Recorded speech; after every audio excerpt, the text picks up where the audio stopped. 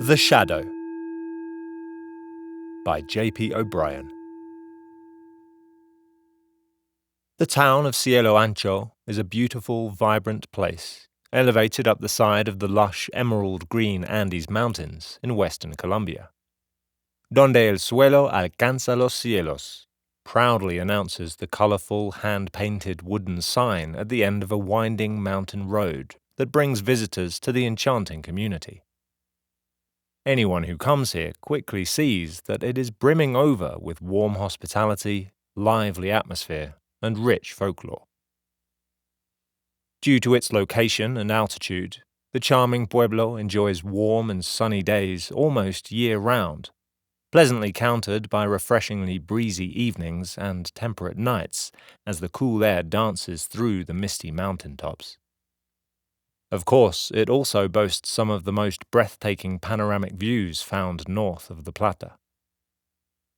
Cieloancho's happy residents are most frequently found under the sun, communing from dawn till dusk throughout delightful cobblestoned streets, all of which seem to lead to the marvelous Plaza de las Mariposas at the town's geographic heart.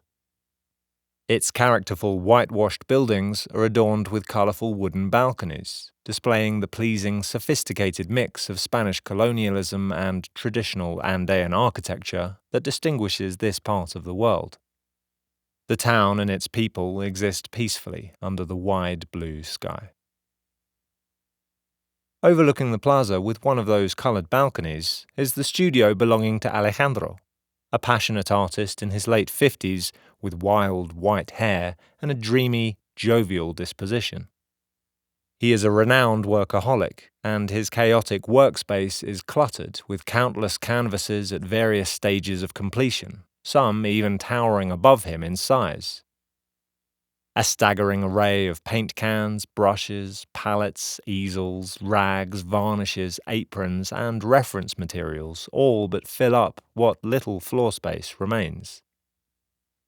Constantly occupied by several overlapping projects at once, he is remarkably prolific.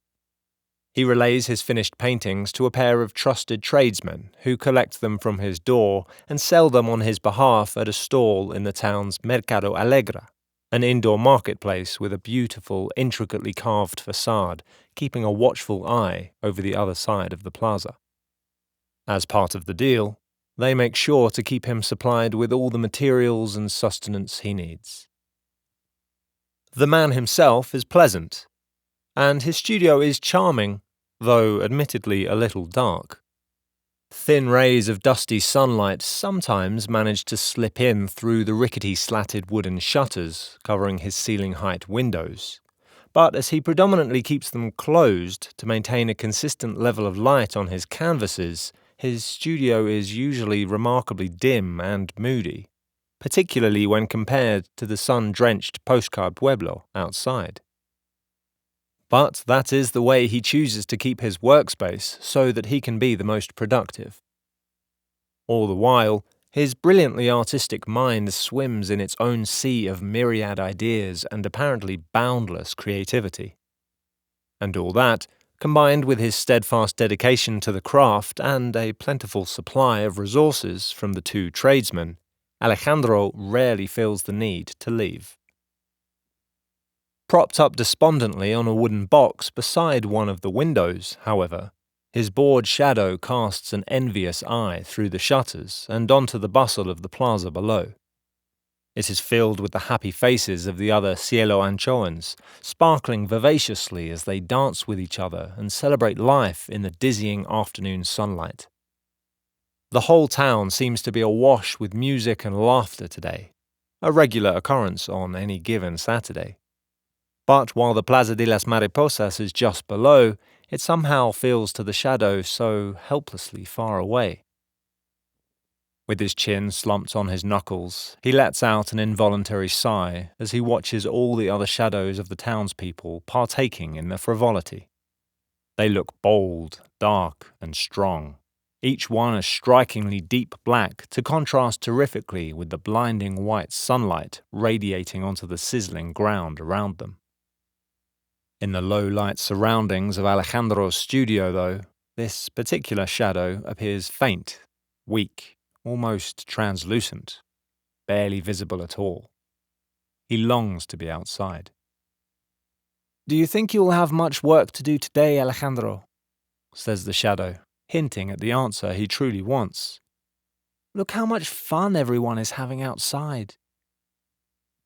His human counterpart continues to guide crisp brushstrokes over the tight fabric of the canvas in front of him, while the very tip of his tongue pokes distractedly out of the corner of his mouth in concentration.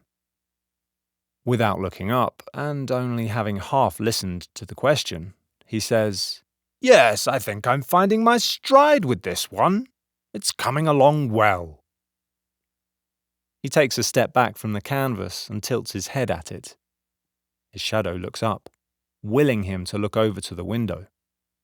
But instead, Alejandro's focus remains thoroughly glued to his work. "Yes, rather well," he repeats contentedly, and steps forward to the canvas once again. The shadow returns his longing gaze to the joy seeping in from outside through the shutter cracks, before resetting his voice and trying again. "Please, Alejandro," he laments. "Can we not just spend a little bit of time in the fresh air and the sunlight today? We have been inside I don't know how long." "Nonsense, mi sombra," comes the dismissive reply. "There's a lot I've got to do. And anyway, it's true that when inspiration strikes, you have to ride it like a wave, at the risk of it passing you by."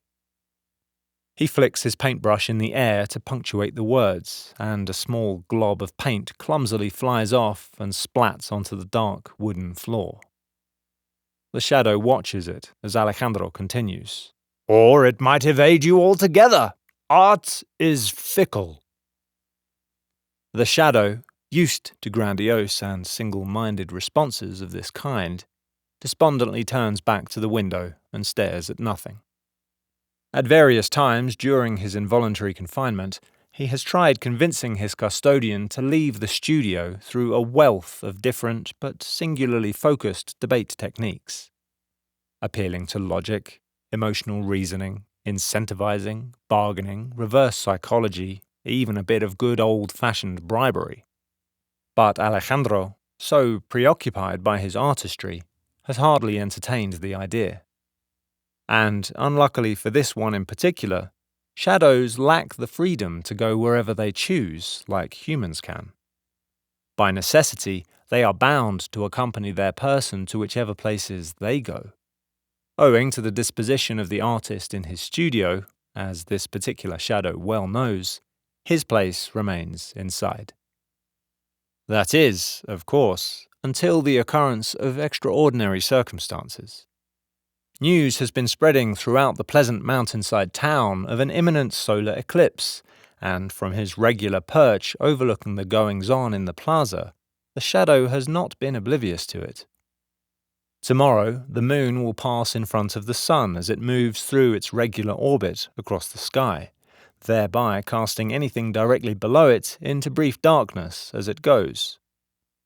Eclipses of this kind are known to occur somewhere on Earth approximately once every 18 months. However, in any specific region, they are exceedingly more rare.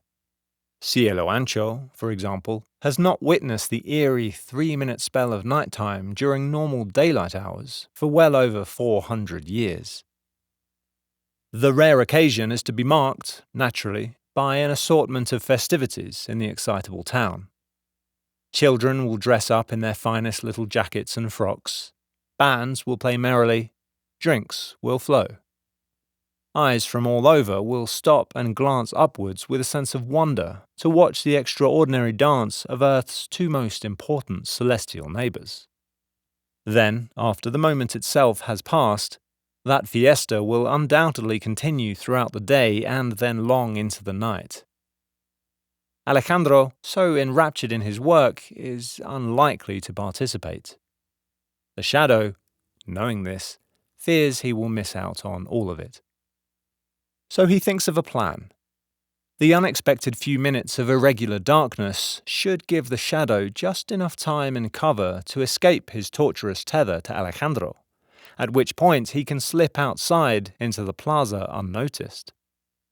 Gazing through the shutter cracks, he internally delights at the fantasy of the experiences that his keeper's reclusion has hitherto sheltered him from having.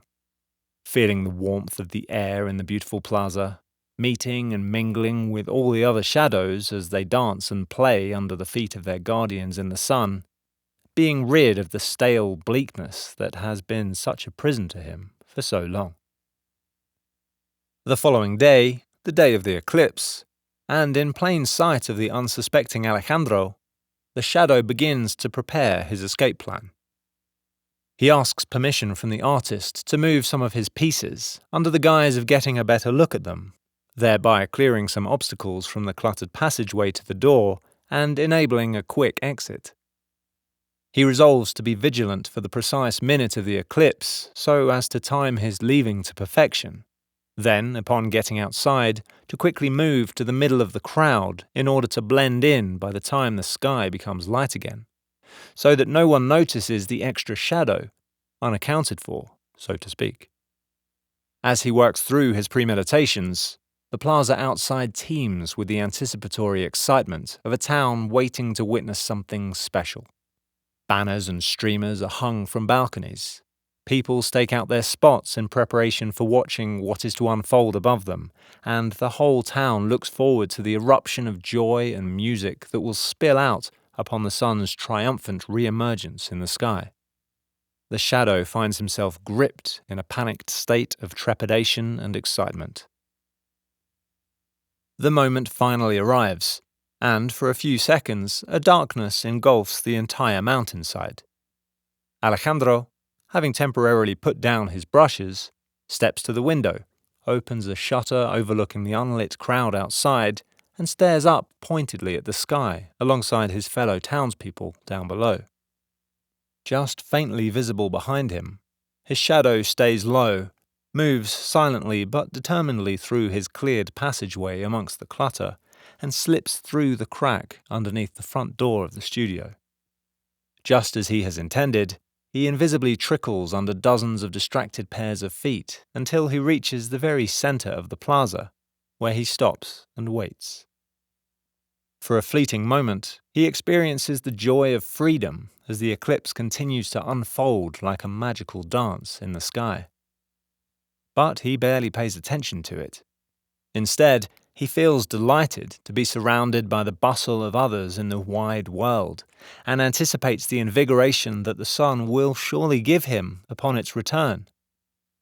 But he has not realized that exposure to direct sunlight without the protective presence of their human is fatal to a shadow. When the moment of totality passes, the townsfolk explode with celebratory hollering. On cue, the band strikes up with joyous horns and strings, bodies begin to move in rhythm, and the festivities commence. Second by second, as the moon continues unwavering along its cosmic path, normal daylight returns to Cieloancho. The plaza is once more flooded with the bright light and joy of the sun and the activities of its people, though with one fewer shadow than before.